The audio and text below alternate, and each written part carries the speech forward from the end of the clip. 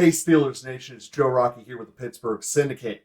And in today's episode, I want to hit upon a very important indicator this season, what's going to matter the most in light of what has happened since the last time I've done an episode like this, which was prior to free agency, actually. And that is the development of Kenny, what is the likely outcome of it, and what has the actions of Omar Khan and the offseason helped or hurt Kenny's likelihood of stepping to that next level. And quite frankly, what is that next level? But before I dive into all of this, I ask every single person out there, if you have any contact at any of the Steelers charities, the players' charities, foundations, causes, what have it. If you have that contact person, please put them up here and click on that link at elitebusinessconversations.com. Hit the contact page me, let me know who that person is. We're already underway scheduling a lot of those interviews, and you're going to start seeing them coming out in June. So I really look forward to this guys happening, and I really hope that it's something we can make happen a lot, give a lot of value, let people know what is going on out there in Steelers Nation in terms of people helping each other. But in terms of people helping each other, Omar Khan has helped everybody. If you are in the Steelers Nation, which I assume you are by watching this, Omar Khan is like Santa Claus this offseason. We look at everything that he has done in the development of Kenny. He basically said, we're going to give him all of the realistic keys that could possibly be given. First, and I'm also going to admit there's some things in this show that I wanted that Khan did not do that, while at the time I would have been okay with, the way things worked out, they worked out pretty good. First and foremost on that list was, I wanted to trade Diontae to go get an elite first-round talent. I wanted Christian Gonzalez at the time because I believed if you put Gonzalez on this defense, it would be unmatchable. I still kind of think that's true, but the fact that they got Porter diminishes that a little bit. As we look at this, he got Jones. Jones was my number 2 target for the draft. The dude's insane, and I do think that he is going to develop into the long-term stalwart. Even if he's not the opening day starter, I still think that there's immense potential for him. I think it's just hard for a left tackle to become the starter over a guy who has been playing for 3 seasons now and more. That being said, Jones's ceiling, I believe, is potentially throughout the roof, in the highest one here. So what does that mean for Kenny? Left guard, or left tackle, fixed. Left guard, let's go out and get 2 more starters from last year's season and add them to this roster. We have 3 starting left guards on this team. Samoa, Herbig, not the draft pick, the one with his big brother we signed, and then still Dotson. So camp battles galore. Obviously, I do not think Dotson's going to win this out at all, but that means you're going to have another upgrade at left tackle, or at left guard rather. Upgraded left tackle, upgraded left guard. Your center was a major increase in the 2022 season over 2021. So was Daniels at right guard, and Chooks took a major step forward last year. All said and done, there's not an obvious weak link in this offensive line. Sure, they might all be B's and B pluses with Jones of the potential A plus, but you win in the NFL as long as you don't have a C minus. Because as soon as you have a C minus, that's who Myles Garrett's lining over. That's how Kenny's getting attacked. And he's just constantly looking at that weak spot and getting happy feet from it. That's what happens to most young quarterbacks in this NFL.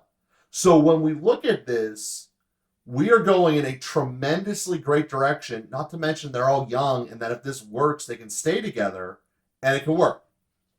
So then we look at the wide receiver room. As I mentioned a couple minutes ago, I wanted to trade Diontae. But by keeping him, he still is, going back 2 years now, 1,000-catch guy, a guy who gets open. My biggest problem with Diontae is his style of play. The drops don't bother me as much because they're still within the league average in terms of rate of thrown to him and drop rate. He just gets thrown to him way too much, so the drops end up being more mathematically. It's just a mathematical factor. The thing I don't like about his game is his complete and utter lack of taking on contact. It's way too much like Tyler Lockett. In fact, these two are the perfect comp for each other when you're playing fantasy. Yes, he'll make the catch, but he ain't going to get you the first down. And that's the story of him. And I went on this a lot. The key thing to remember is his average depth of the target is only 7 inches shorter than his average per catch, which means he gives you on average 7 inches of value by giving him the football. It's not really what we're talking about here. I would love to see the ratio that George Pickens take all of Diontae's. 2 reasons. First, Kenny's now going to have more time. Long story short. And the belief is that Broderick Jones will not take as many pre-snap penalties as Dan Moore, which means we will have less 3rd and longs. So you're going to have more time to push the ball downfield. You should do that. One of the major things with the Steelers offense overall that really was a Trubisky problem that Kenny got blamed for because it just happened so much was throwing deep balls to George Pickens landing out of bounds. Trubisky's rate of doing that was through the roof. Now, obviously, when Kenny first started, he came into a murderer's row of defense and bad situations. Buffalo, Philly. I mean, those games were just difficult, pressure all over him, and we had to throw deep to win. So, obviously, we fell short dramatically in both of those styles. But we saw as things started to mellow out, he played teams that were way less dominant than Philly. He almost brought us back against Miami, pushing the ball downfield. And I believe that if we take the restrictor plate off of him and we just let him go, that he will get much better at it as a result. Not to mention pushing the ball downfield to Pickens opens everything up. So the other thing that the Khan has done in this offseason is cherry picking off what is probably the best value pick the Steelers have made in years is Darnell Washington. Adding Darnell Washington to this tight end room automatically makes it a top 2 or 3 tight end room in the NFL when you look at it top to bottom. Yeah, sure, we don't have the Kelsey or the Kittle, but I'm not sure Freiermuth's not going to get there either. Like, Freiermuth has a lot of potential on him, and he's just starting to scratch the surface. Remember, Kelsey took like 6 years before he became Kelsey. He's like 35 now. So you think this through, is like, all right, there's still... Freiermuth's young. Freiermuth can do this, and getting a connection with Kenny is certainly the option. And the way that you do this schematically is you have your deep threat receivers attack more than just one of the deep thirds. You say, all right, we're going to do some crossing routes. So, hey, we're going to do a deep cross. You start on the right side, you end up deep in the left. Well, now that means all deep coverage have to respect Pickens running back. So we're just backpedaling deeper, hole underneath for Freiermuth. It would help dramatically if Johnson would start running deeper routes to allow Freiermuth to get open underneath, or if you'd add one of the speed third receivers we have on the field regularly, which would either be Austin or Miller, who can also take the top off. But where Washington comes into play is he gives you just so much extra blocking potential, both pass blocking and run blocking, but in particular, I'm focusing upon the run. Because the number one way to develop a quarterback is don't have him make mistakes, right? You know, that's how you talk about who has a high floor. It's who doesn't make mistakes. Well, the biggest mistake you can make is the interception. You don't throw an interception when you're handing the ball off. Flat out math. Now, schematically is the weak point of this offense. There's no way around that. And you got to hope that it gets addressed and recognized. Khan has addressed every single other part of this team. The fact that Canada is still here is a thing, but it doesn't mean that he's still holding as much reins or the power. And in fact, actually, you can see on film the offense taking a dramatic change after we lost to Cincinnati. And after we lost to Cincinnati was basically do or die time. And while not being in the room, and it has never been reported upon, I can tell you from watching the game film, the offensive scheme began to change. It's when it became much more run heavy, and we just flat out started calling less pass plays. It also opened up possibilities for Najee to take off, and that's what happened. Najee got healthy, and this offense got better, period. And when we look at the team moving forward, you just increased the entire left side of your line. You added a great blocker. Najee should take off through the roof. And that helps Pickens. That helps Pickett, and that helps Pickens. Because now we're dealing with defenses having to choose. Do we attack the up front, or do we cover the deep? Now, the most important part of this to work successfully is you cannot be predictable in your play calls, nor can you do run-pass options. I'm going to go through the reason for each of these. If you're doing a predictable play call and everyone knows you're covering deep, you just call your deep cover quarters, and then on your running play, you bring everyone up. Totally defeats the purpose. You could beat this the way that Brady and Manning always did, is you give him 40 audibles for every given situation, and you let him be the general in the field. That would require an insecure coordinator to release some of his power, but the best time the Steelers always worked was whenever he didn't have power.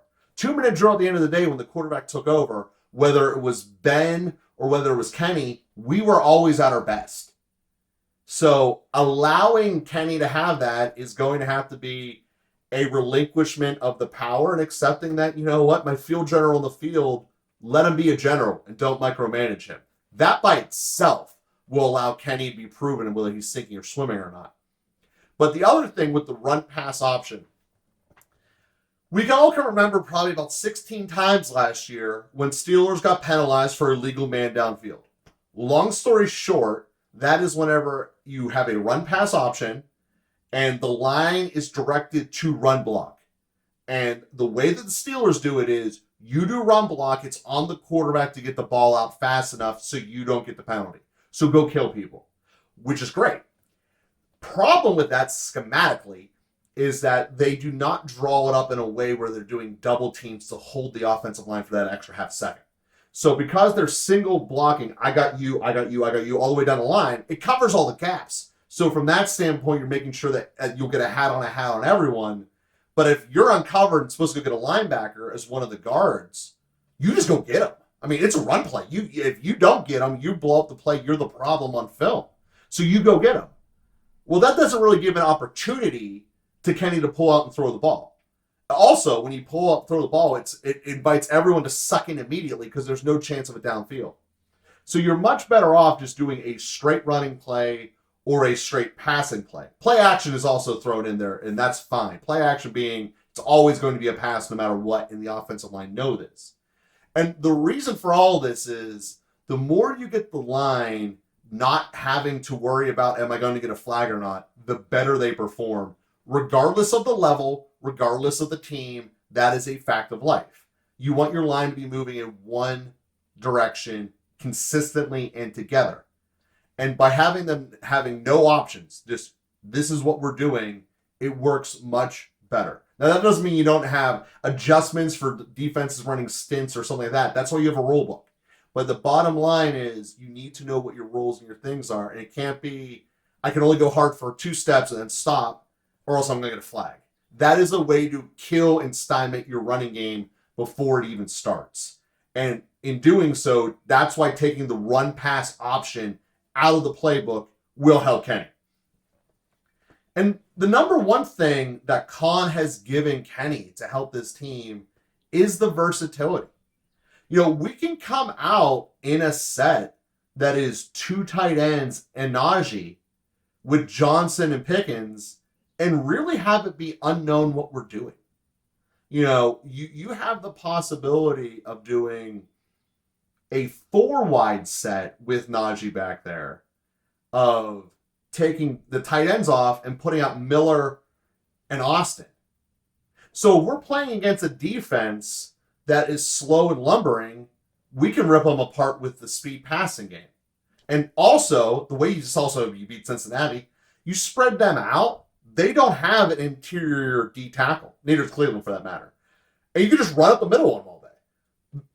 The 2 guards and center combination will be able to get you 5 yards. If there's 5 in the box and there's 5 linemen, it'll work. And the thing is 5 in the box is not unrealistic in a 4-wide set because you need to put your corners out there. So if you go dime, that's 4 corners, 2 safeties, that's 6. 11 minus 6 is 5 in the box. You should be able to run upfront dives like crazy. Not to mention the play action when the safeties come in and cheat because they just got burnt. Now you got Austin doing a seam route. That's a 60-yard touchdown. That's how you build things. That's the kind of things that can really easily be drawn up schematically and make Kenny wide open.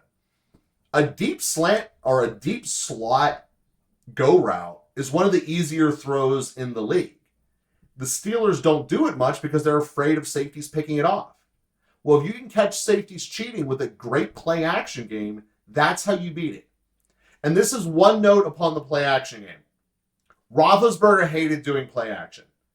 Under his tenure, especially as he got later in his career, the percentage of play actions that he would run fell through the floor. He didn't like going under center. He liked doing everything out of shotgun. And going out of shotgun consistently hurts running games, and it ultimately hurts passing games as a result. So one of the things that Kenny can also do to improve his development dramatically is, unless it's third and medium or longer, always be under center. Always. Because as soon as you're under center, every single one of the running lanes is open for Najee. At least the defense has to think that. And having that threat on the table changes everything. Because there is very, very few times, and there's strong evidence to prove this, that when you're doing a shotgun with a sidecar, that handing the ball off and having them run to the same line of scrimmage as their sidecar, meaning that the quarterback's under center, he's behind the center in the shotgun. And if the running back is behind the left side of the line, very rarely when you hand the ball to him in a shotgun play, is it a positive yardage play to that left. So basically, by trying to do a run play out of center with an immobile quarterback, it is guaranteeing the only successful run can go to the opposite of the running back. These are obvious and blatant tells that are done. And they're done before you even snap the ball. So the other part of this is you got to get the play calls in fast so that Kenny can make quick decisions and have time to read it. So you call a play, Kenny can be on the line of scrimmage with more than 12 seconds on the clock. He can then see it, as well as having the options to do quick snaps and all that stuff that Rodgers does. All of these are basic things to the NFL. Quite frankly, they're basic to high school football that were not implemented into the Steelers offense last year. These are things that Kenny has been doing his entire life. Now, the question can be asked why. Sure, NFL level speed, we want to simplify it for him, we want to make it easier, he's a rookie. That's an understandable argument. Unfortunately, you wouldn't have done that for Trubisky, though.